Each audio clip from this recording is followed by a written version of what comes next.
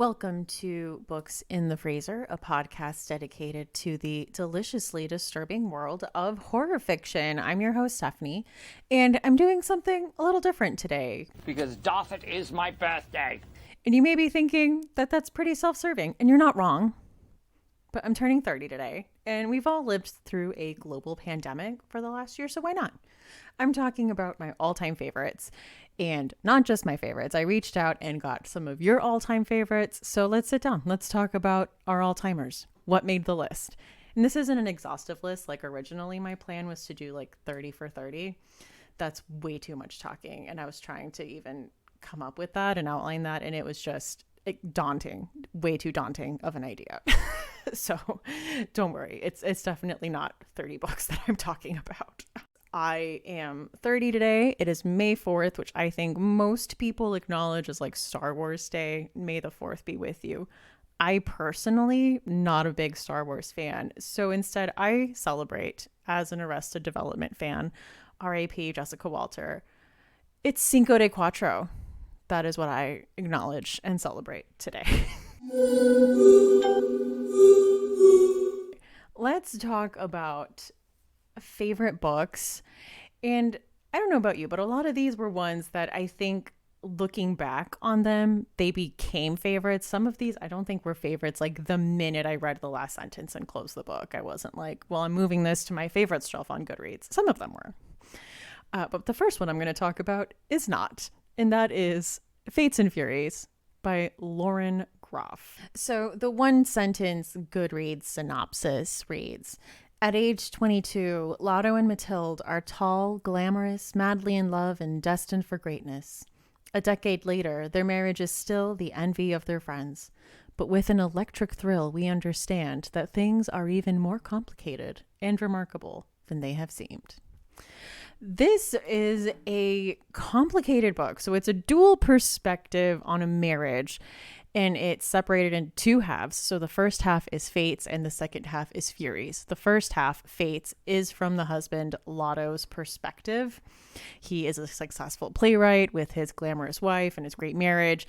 And he has his way of looking at things. Like his whole section is very much embodied by the Fates in Greek mythology. Lotto has never for a second doubted that he is destined for greatness and that, like, you know, he was very privileged and almost like a sense that he is owed this greatness and this legacy. It's interesting to see the lens with which he views the world and views Mathilde, because when we get to her half of the story, she is very different than the way that Lotto perceives her, and we get her perspective on, you know, a lot of the events of their courtship. Like she brings in her side of the story, and her side of the story is much more embodied by the Furies, like these vengeful spirits. And I think in the way that, yes, I think for a lot of things she has been in control, but she is fine playing this part and being this type of wife to Lotto because she knows it allows her to have this life she wants to have. And she has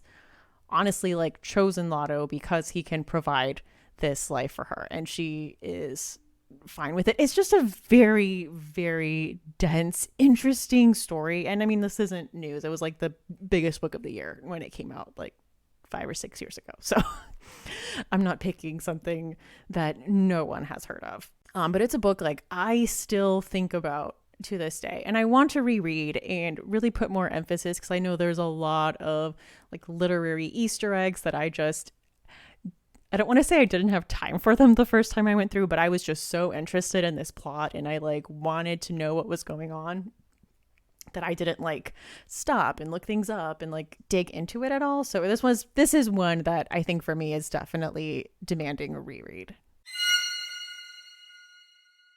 Now I'm going to read some of the comments. There was a ton of comments on the post where I asked for people's all-time favorites. So I will do a few in between each book.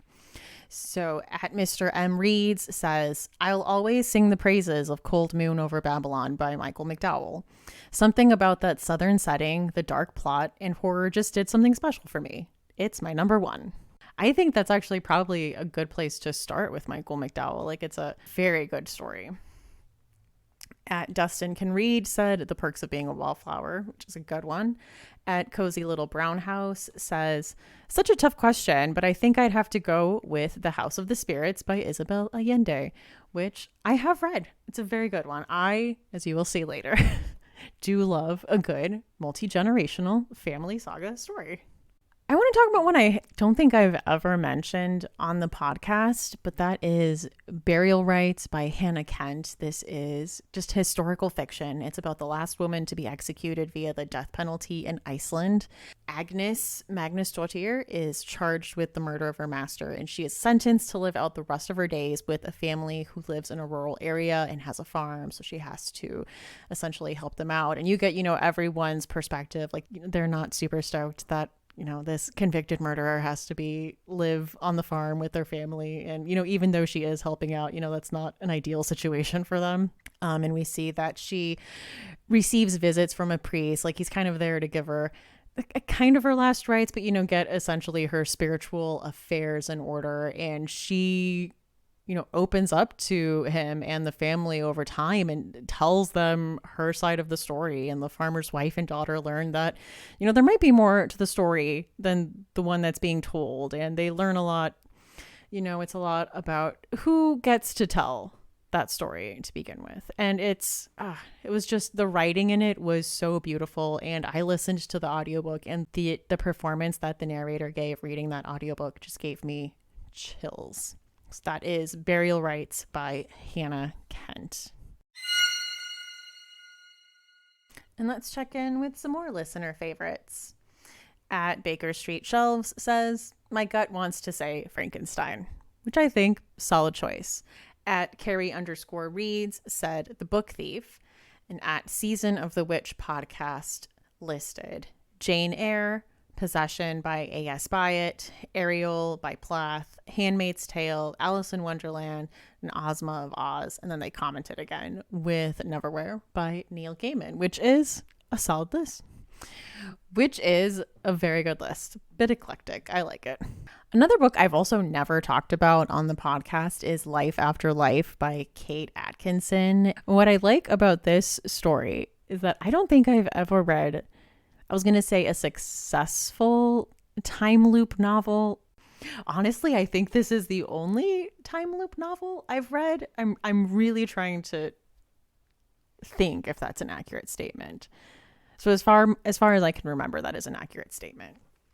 But this follows our main character, Ursula Todd, who was born on a snowy February day in 1910.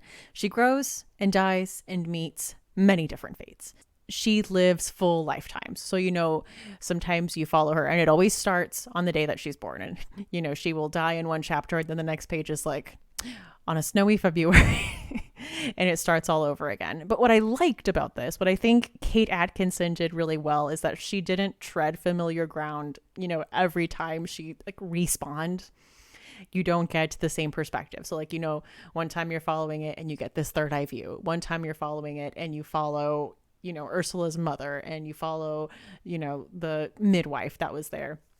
So it was different every single time. And it's fascinating to look and see how she almost in a way learns from each life, and you see her kind of making decisions and avoiding things that killed her in a previous life. And you see that she's very much destined for a specific purpose, and you were trying to see her get to this purpose. And I could not put this book down. I highly recommend it if you are a fan of historical fiction and I don't know how to describe it, like a World War II Happy Death Day, Groundhog Day type of story. It's so good.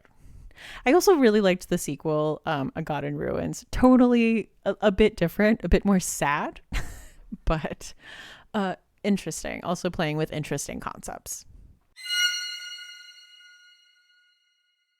And let's check in with more listener favorites. At Tales Point Horror Club commented, One Day by David Nichols, heart emoji.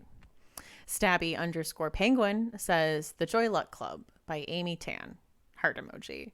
Which, The Joy Luck Club is one I need to reread because it is 100% the type of story that I love. And I remember really liking it. but I think I need to reread. I love those like multiple perspective types of stories. So Sarah's Spooky Reads said Leaving Las Vegas by John O'Brien. I think I've read it at least 20 times. In the horror genre, it would be Pet Sematary. We have The Interestings by Meg Wolitzer, and this is about a group of teens at an affluent summer camp. The main character, Julie, or Jules, is there on scholarship because her dad just died, and everyone felt really sorry for her. Like, she's the only person there that doesn't come from money, but she gets in with this really popular group of people. They're ridiculously pretentious, and they like legitimately call themselves the Interestings, and they mean it ironically at first, but like eye roll. A lot of them are just, they are still pretentious and eye rolly. She gets in with this group of people, and they all live in New York, and she lives outside New York. So they keep in touch after summer camp. But like at this summer camp, she makes the decision to go by Jules instead of Julie, and it's a lot about how her trying to fit in with this group of people, the effect that that has on the trajectory of her life. You are following all of them in their adult life as they all kind of achieve greatness in their fields, which, like, in a sense, like, of course they all came from money, came from connections, like, were already destined to be these successful people.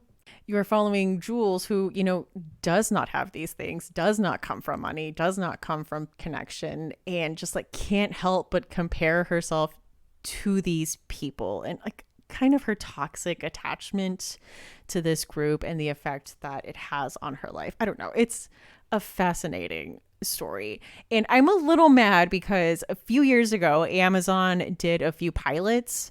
I don't know if you remember this, but they did pilot episodes for like 4 different series, and then they put them all on Prime, and then people voted, or they saw like which one got more traction, which one more people watched. And they had a pilot for The Interestings, and I was so excited, and it did not get chosen. I think instead they went with that Christina Ricci, like Zelda Fitzgerald series, which is fine, but I really, really wanted this series to be told. Anyway, yeah, I think it was just a very well done character-based story, which I really like. So that is The Interestings by Meg Wolitzer. And that's Chicken with more listener favorites. M. Bose 89 says, and then there were none, Good Omens, and One Flew Over the Cuckoo's Nest. Shane 00021 says the Bible, but second would be Nosferatu. Tate.Dixon _ says Moby Dick has been my favorite book for years. However, after listening to the Extreme Horror episode and read Exquisite Corpse, that is my new all-time favorite book. Wow, that's new. That is quite the compliment. So Quincy from that episode did a good job on that recommendation. It knocked Moby Dick off someone's all-time favorites. I think that says something.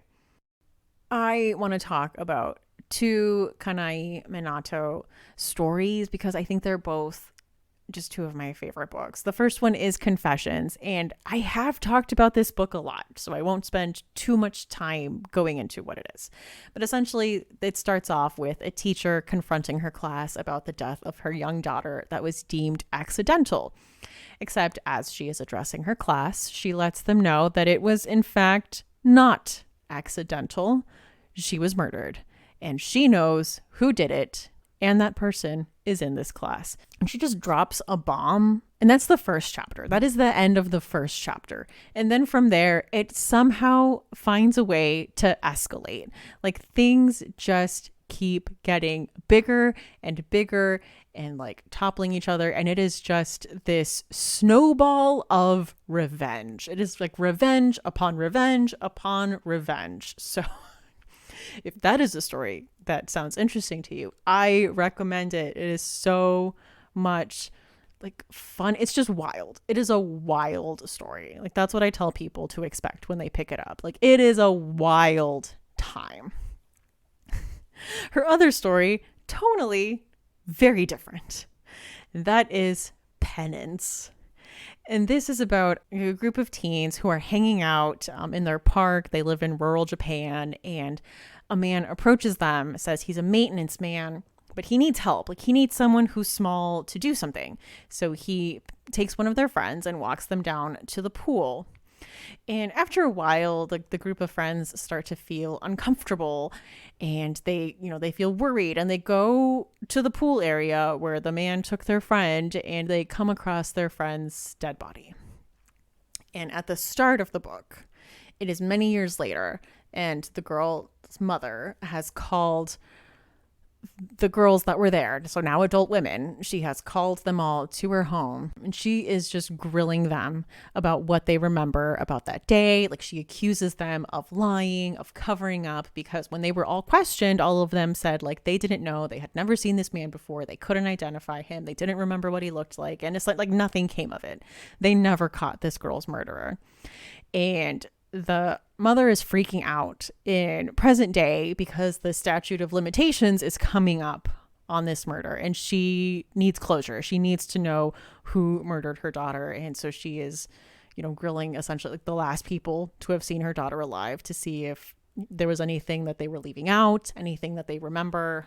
And we go through each woman and we see essentially how this incident has shaped the lives that they have lived, and specifically the role that they played after they found the body. So like the girl that, stayed with the body while they all, went and called for help. Like, she has very specific trauma to, as a young girl sitting there, next to her friend's dead body, and what that does to a person.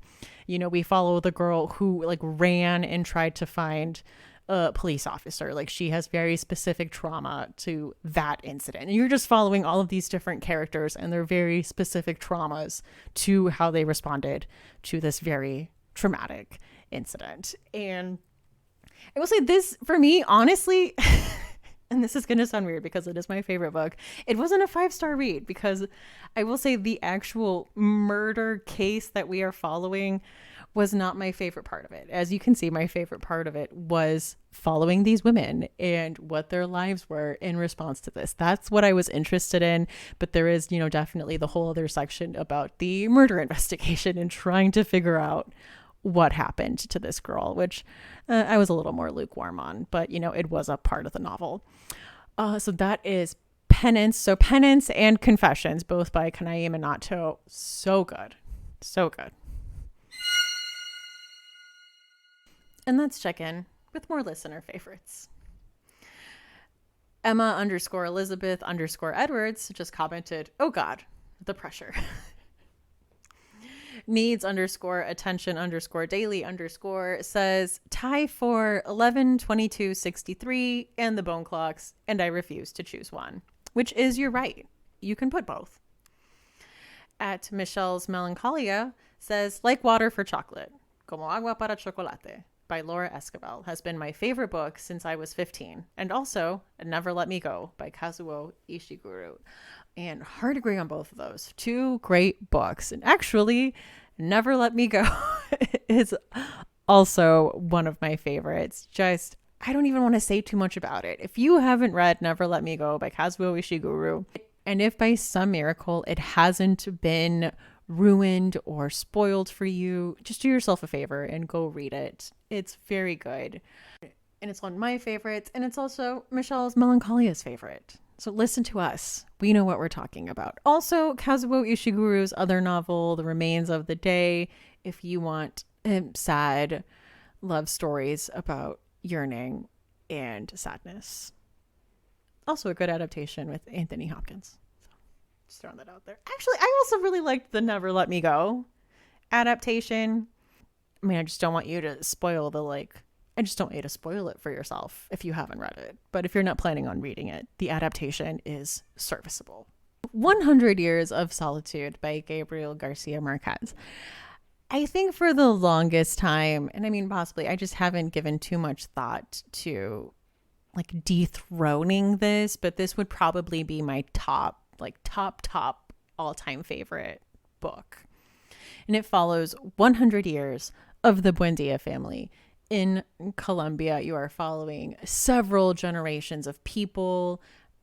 There is a family tree in the front, which I like. You can listen to this on audiobook, but you are going to want a family tree that you can reference because throughout the generation, names get reused. Like I lose track of how many like Aurelianos we have, but it's a lot. And they all go on to kind of repeat similar behaviors throughout, isolating themselves from their family, like hence 100 years of solitude. And this is the birth of magical realism as a tool to talk about the effects of colonization. And the writing in this is just gorgeous. I think it's the first time I read a book and I learned that you can fall in love with prose.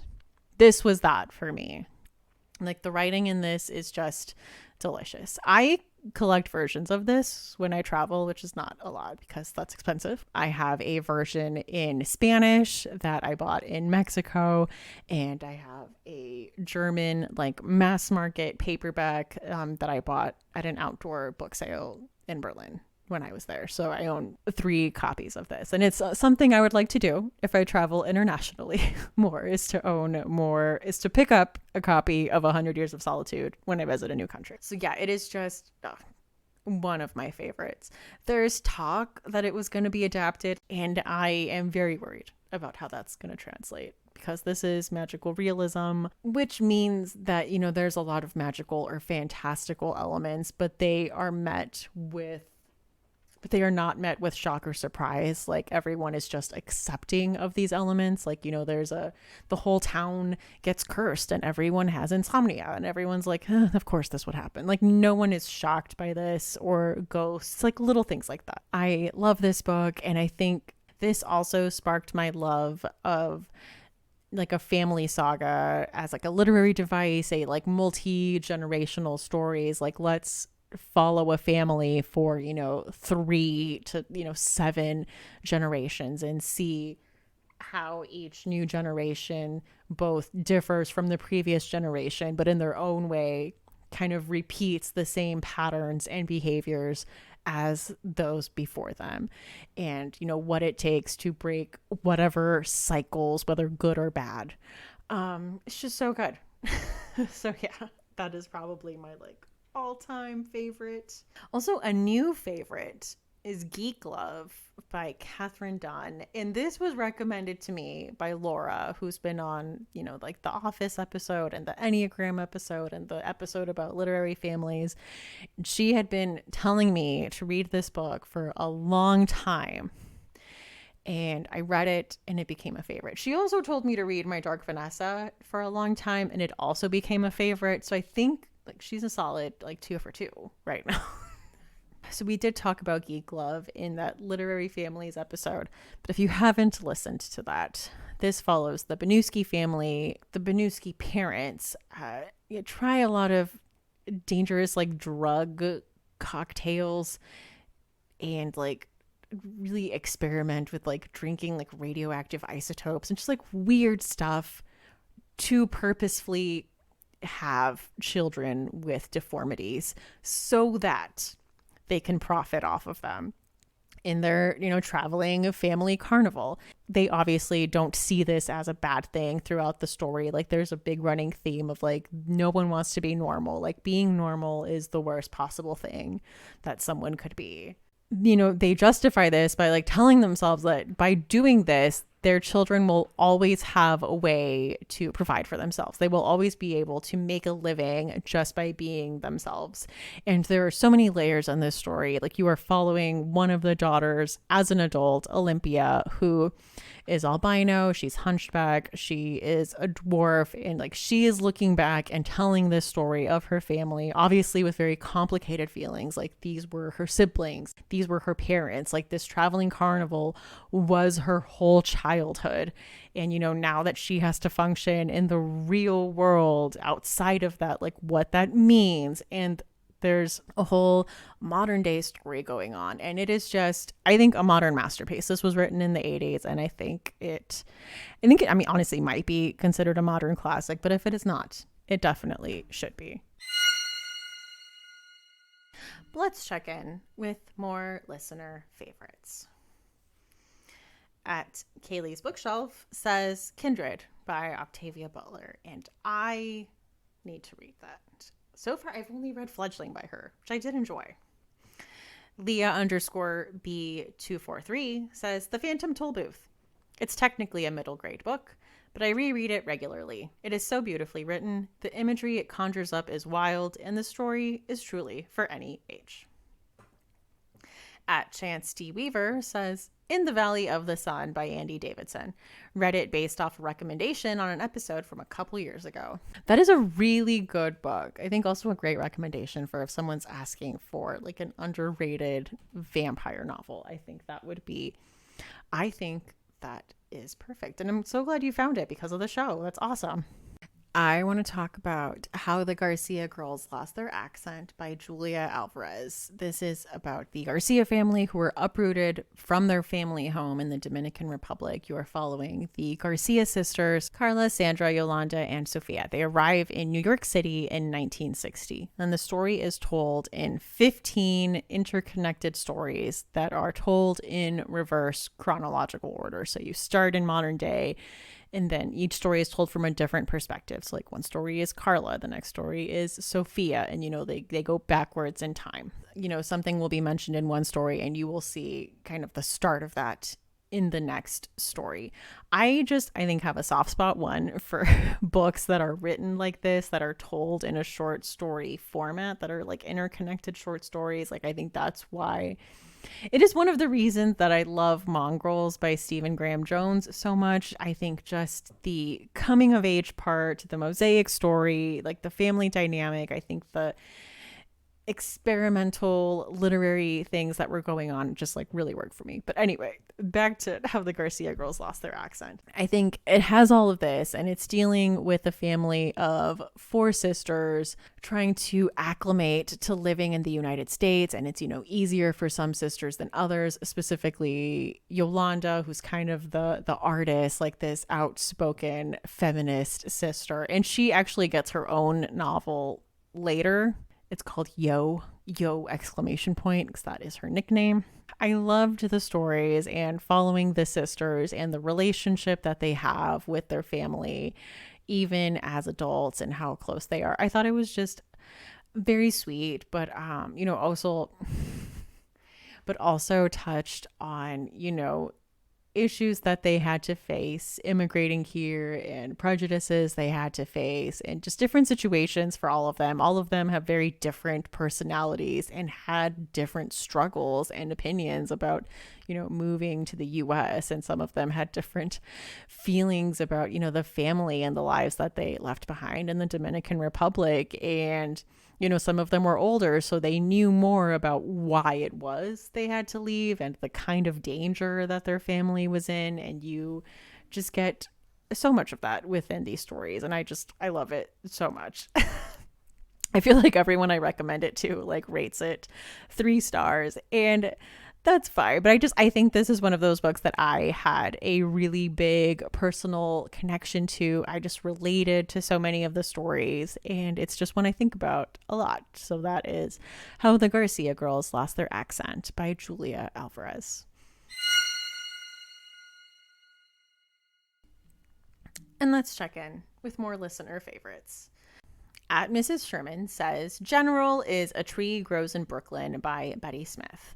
That story is dear to me because when I was a single mother to my first daughter, it kept me going. That's sweet. I always felt like it was the reminder that I could keep going. Horror fave is Dracula because, of course, it started it all for me. At Lost in Musicals commented, Dracula! Exclamation point, ghost emoji. At Buffer Bueller says, Atonement. I feel like people are really into it or really not. And here's the thing with Atonement. I watched the movie. The movie is very good. I think my thing is that it is a bummer of a story, just all the way around. Just a bummer. And I started reading the book, and I'm like, this is really well written, but I know what I'm in for. And I'm too sad to even start this. I'm actually going to read A Tree Grows in Brooklyn as part of a big group buddy read in May. So I'm really excited to read that for the first time. And Dracula was also probably one of the first horror books that I ever read. And we are actually, my husband and I are reading it for the Patreon series. So if you're interested on our thoughts on that, there they are. I had to talk about The Martian Chronicles by Ray Bradbury. That is like a top 3 book for me. Again, also a mosaic novel, also a novel told in short, like interconnected stories. I love them. They just always work for me. Give me all the mosaic novels.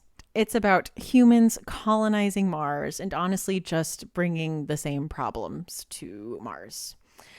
In this book, when they get to Mars, there are like indigenous Martians that live there, and the way that human colonization just pushed out the indigenous populations on Mars, the way that they did like other indigenous populations that lived places. So it's told in little vignettes, and the writing in this is just absolutely fantastic and heartbreaking. Like, I have a quote here. Listen to this. The rockets came like locusts, swarming and settling in blooms of rosy smoke. And from the rockets ran men with hammers in their hands to beat the strange world into a shape that was familiar to the eye, to bludgeon away all the strangeness. Their mouths fringed with nails, so they resembled steel-toothed carnivores, spitting them into their swift hands as they hammered up frame cottages and scuttled over roofs with shingles to blot out the eerie stars and fit green shades to pull against the night. Which, number one, that is poetry. Number two, that essentially, like, I think sums up the thematic like feel of this book. Just like, we get to Mars thinking that it's going to solve all the problems, but we really just bring all the problems that we caused on Earth, and we push out the people that live here just to make another little suburbia, just to make another little America there. I read it and it blew me away. So that is, one, like I said, a top 3 book for me. It is amazing, it is fantastic, just chef's kiss. The Martian Chronicles by Ray Bradbury. And let's get back to more listener opinions. At Giant Bookstacks said The Heroine Diaries by Nikki Six, hands down. At Amanda_Tolentino, Never Let Me Go by Kazuo Ishiguro. Again, listen to us. That is 3 people now. At Hawk23DB said Ready Player One.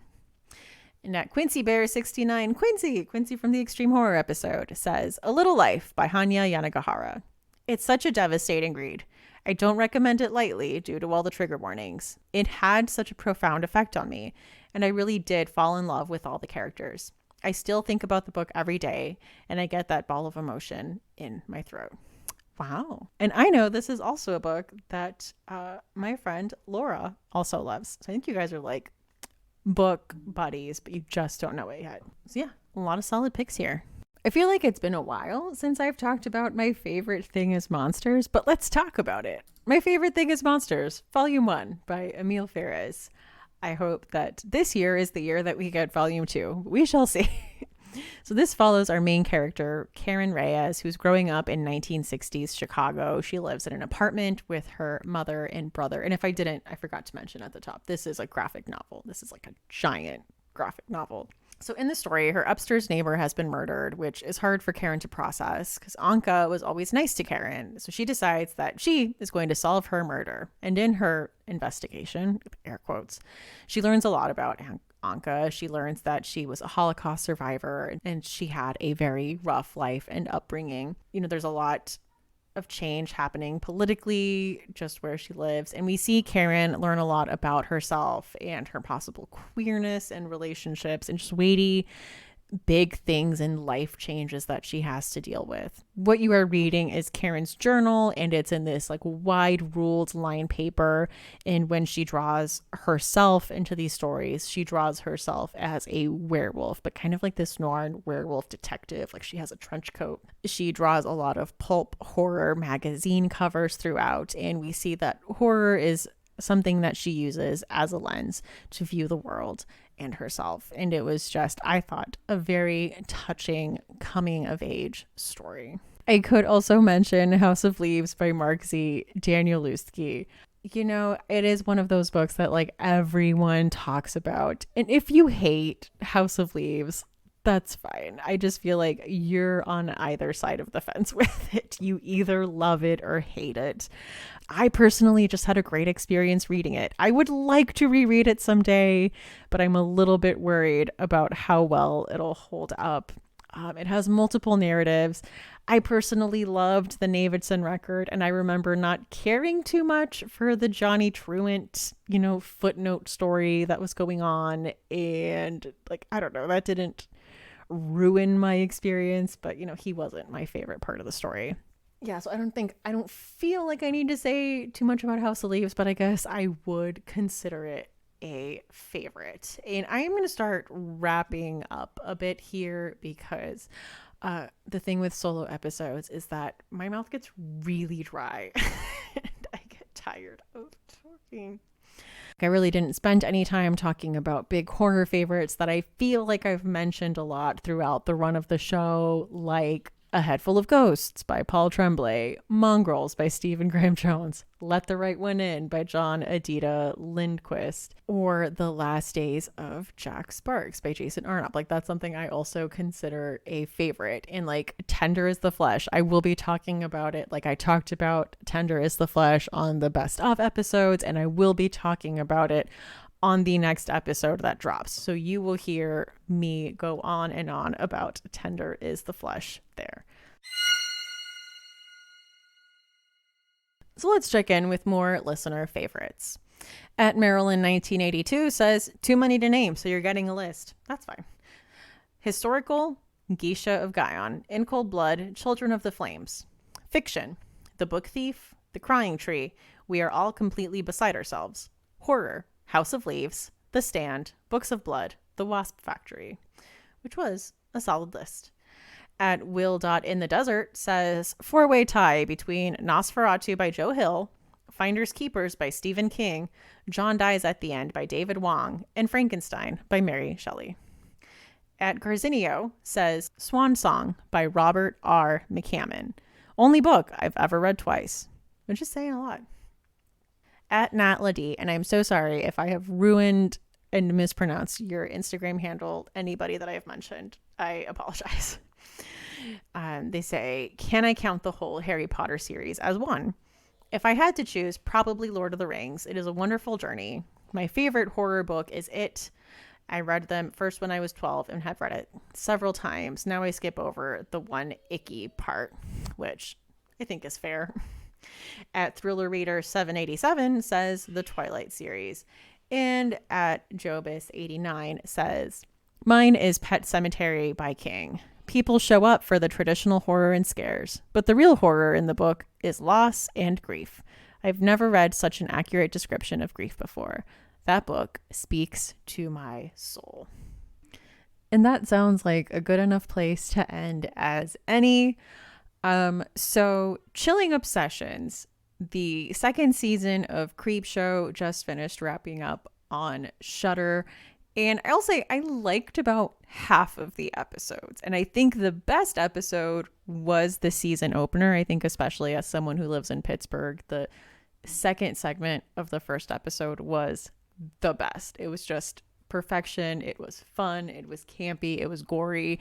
It was just awesome. Something else I've been watching is Cruel Summer on Hulu. There's 3 episodes out now. If you have cable, you can watch it on Freeform. I watch it the next day on Hulu. I was trying to figure out a way to describe it, but I'm just going to read the synopsis. It's an unconventional thriller that takes place over 3 summers, 93, 94, and 95, in a small Texas town, when a beautiful popular teen, Kate, is abducted and a seemingly unrelated girl, Jeanette, goes from being a sweet, awkward outlier to the most popular girl in town, and by 95, the most despised person in America. So far it's very interesting. So each episode kind of bounces back between the 3 different years and the 3 different points in Jeanette's life and what was going on. And you are following the same week in all 3 years. And I'm hooked. I am always just absolute trash for teen shows. I will say this is so far, a very good teen show, but I will just automatically give teen like murder mystery shows a chance always, and this is just really working for me right now. It's really good. Definitely check it out on Hulu or on Freeform if you have cable. That's Cruel Summer. And as for a final girl song, I think I had to go back to my roots and tell you that when I was in middle school and I was starting to have an internet presence, and I had, an email address, and, I was in chat rooms and had things I did online. There was a band that I based my whole online personality around. Just unironically loved them with all of my heart. And that was No Doubt, the Gwen Stefani led ska band from the 90s. I loved them so much. I had all their CDs. I was obsessed. I tried to get people to call me Stefani. Again, another rebranding that did not work, did not take, which is fine. Looking back on it, totally fine. So I figured I needed to honor young Stephanie in this way. And I feel like the obvious choice for a final girl song is Just a Girl. So I'm not gonna go there. I'm going to pick from the Tragic Kingdom album, the same album. I'm going with Sunday Morning because I like the ramp up and I like the light ska poppy feel of it. So yeah, that's what I'm going to go with. Sunday Morning by No Doubt. Books in the Freezer is a bi-weekly podcast. We post episodes every other Tuesday. You can find us on Twitter at BooksFreezerPod, on Instagram at Books in the Freezer. We are on Facebook at facebook.com/booksinthefreezer. I'm on TikTok now at Books in the Freezer. If you would like to follow me on there, that'd be cool. You can support the show on Patreon at patreon.com/booksinthefreezer. There is a $1, $3, and a $5 level with all kinds of perks like early episode releases, Voxer group chats, movie nights, bonus episodes. You can check all that out on there. Another way to support the podcast is by using our Amazon link. It will be in the show notes, so you just go on there and do your normal Amazon shopping like you would normally do. The latest purchase someone has made using the affiliate link is a box of Band-Aids for minor wound care. I was going to say I hope those are put to good use, but on second hand, I don't. I hope you are okay and you don't need to use them, but I'm glad you're prepared. But you don't have to spend any money to support the podcast. You can spread the word about us on social media, or something as simple as leaving a review on a site like Apple Podcasts is extremely helpful for small independent shows like this one. So a big thank you to all of you who have taken the time to do that already. I'm Stephanie. You can find me on Twitter at lady_Ganya. That's LADY_GAGNON. I'm on Instagram at That's What She Read, and that's with 2 A's. Thank you for listening, and see you next time on Books in the Freezer.